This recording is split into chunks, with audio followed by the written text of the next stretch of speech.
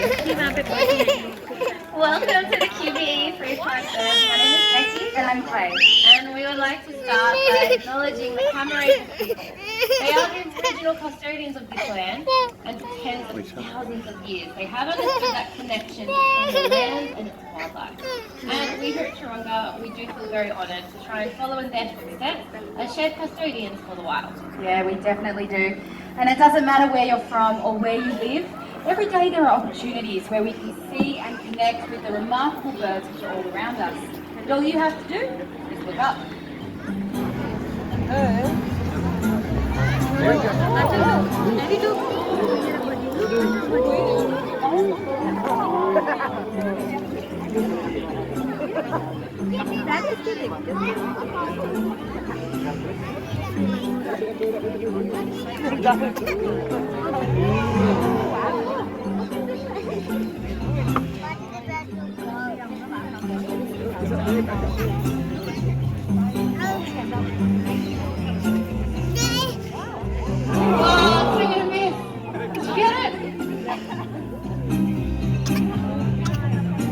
Not there, so I'm assuming she did.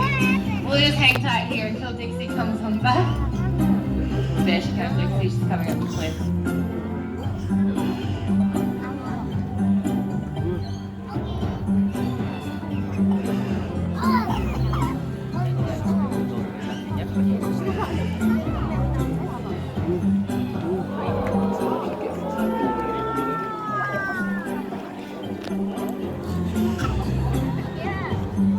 While we're looking up at beautiful birds, they are looking down, and they're searching for opportunities to feed. And an emu egg like this one right here, it is the ultimate prize for a black-breasted buzzard. Yeah. This is Slammer, and even with her beak and feet, she still needs help to break into this hard shell, and a rock is the perfect tool for the job.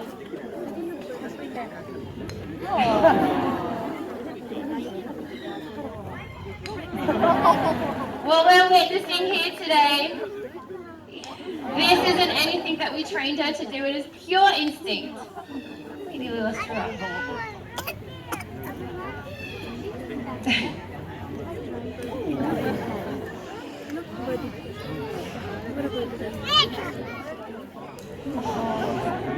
There could be around 2 days worth of food in one of these eggs. So her instinct is so strong, she's going to keep persisting with that rock until she breaks inside and gets her prize. I think it's an egg.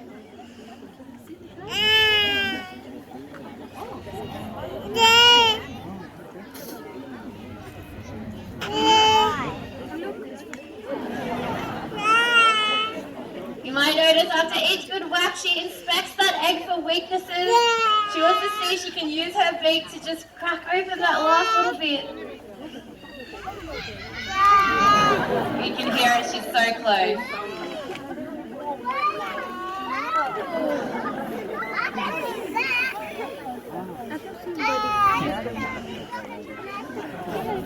This here, it isn't actually a real emu egg, though it does look like one. It is one we make out of plaster every day with a treat inside for her. But it is modelled off a real emu egg, and we do paint it the same colour. That hole's getting bigger. I think it's teasing her now. She can see it, but I don't think she can quite reach it. Her rock might be the best bet. Oh, she did! You show that anger as well.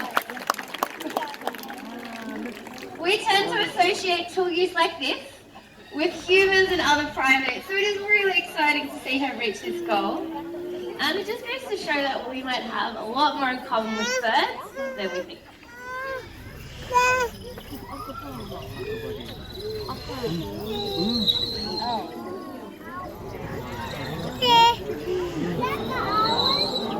Do you ever get that feeling you're being watched? Well, owls are everywhere. You might not always see them in your backyard, but they'll see you, and that could be in the country or even in the city.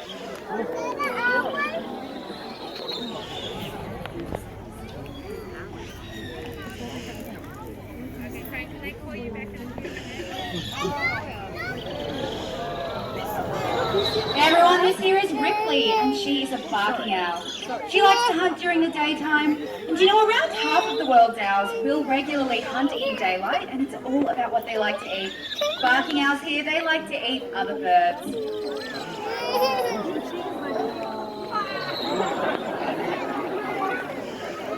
And it is using her powerful feet.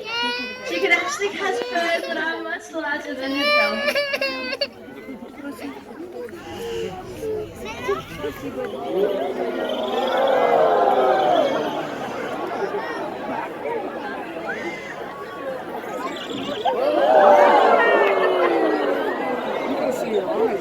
As the sun goes down, a barking owl, they're going to look to hunt other things like mice, rats, and even possums before they head off to a safe branch to rest.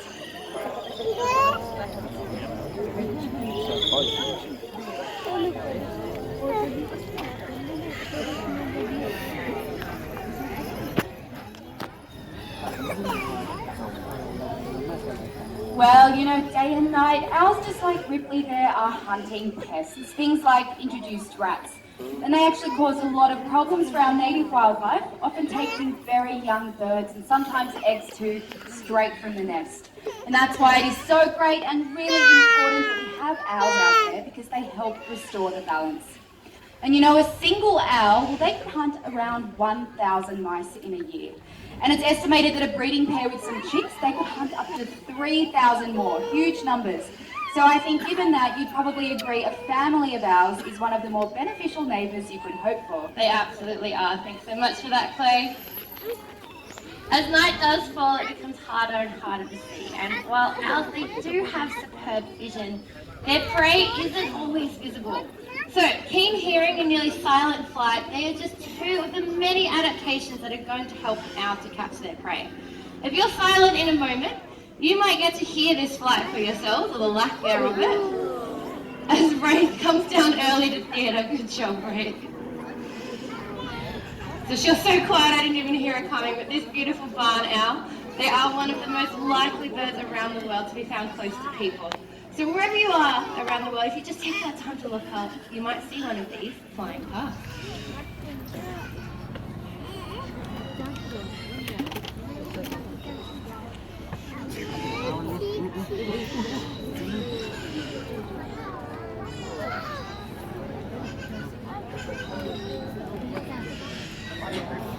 So close. Well, you know, our interest in owls, it does go well beyond just their role in nature. And their mysterious appeal, it's been appreciated by many different cultures across the world, said to represent things like wisdom and helpfulness, even to have the power of prophecy. And some cultures see them as an omen of death.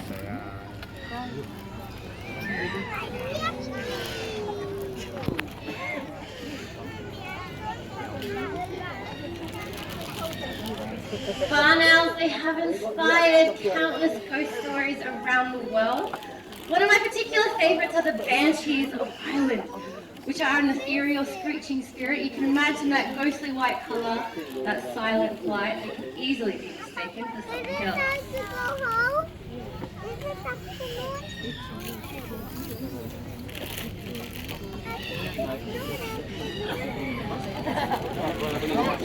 I know it looks like she's dancing, but when she moves her head like that, she's actually zoning on in and trying to focus on Clay down there. Yeah, but barn owls, you know, they're not the only birds to have inspired different stories around the world. In fact, the ancient Incans of Peru, they believed that the sun was so large and so heavy, it needed some help to rise up into the sky each day.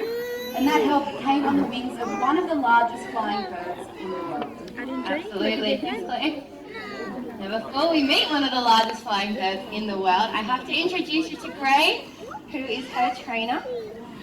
And all of the birds we have seen so far, they are Australian natives. But this next one just goes to show that no matter where we are in the world, we have that opportunity to connect with birds, including the magnificent Andean condor. If you cast your eyes up over this way, in a moment we'll be joined by its huge 3 meters worth of wings. This is Leslie. And as a scavenger, this is exactly how she feeds in the wild, sticking her head deep into carcasses to get all of that tasty stuff inside. She does have a nearly featherless head, and this actually helps to keep her clean. Any blood and guts that get stuck to her are going to dry and simply flake on off. This is super important because it means she can stay healthy and continue to do her job of keeping us and the ecosystem healthy and disease-free. Now, sadly, we are losing condors all over the world, and it's really important we take care of them before they disappear. In a hurry today. We don't have Andean condors here in Australia, but we do have other scavengers like the Australian raven that play a similar role in the ecosystem. And the raven is just one of over 800 different species of birds found here in Australia, and just over 50 of these are parrots. And for most Australians, all we need to do is step into our own backyard to experience the beauty of these birds, and it's truly all around us.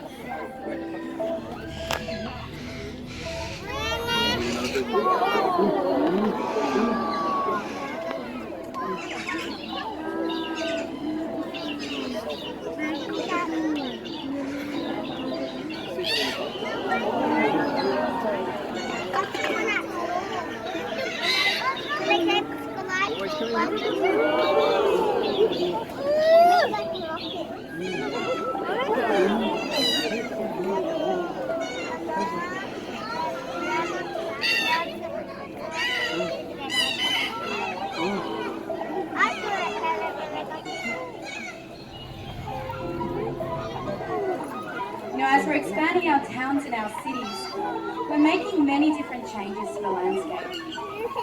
And unfortunately, not all birds are able to adapt to those impacts.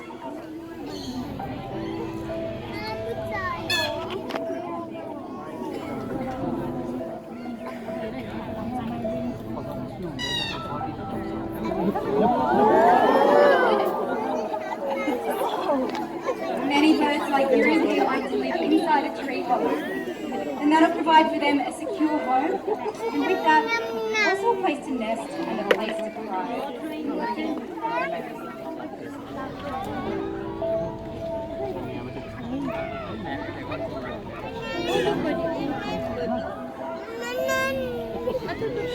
You might not have a tree hollow in your backyard, but you can provide an unofficial one in the form of a nest box for Giri and all of his friends. And you can find out how to do this if you head on over to our website, how to source them and how to put them up. Because helping wildlife, it does start in our own backyard, because that is our wild community.